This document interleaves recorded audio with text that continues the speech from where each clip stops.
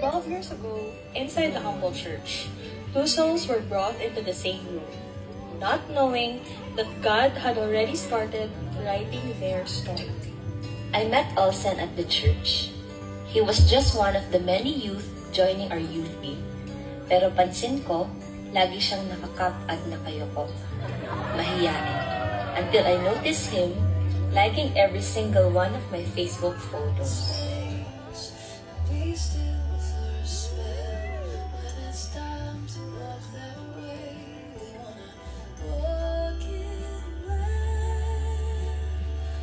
Sa lahat ng panahon, nandun siya, kumilos siya, tinahi niya.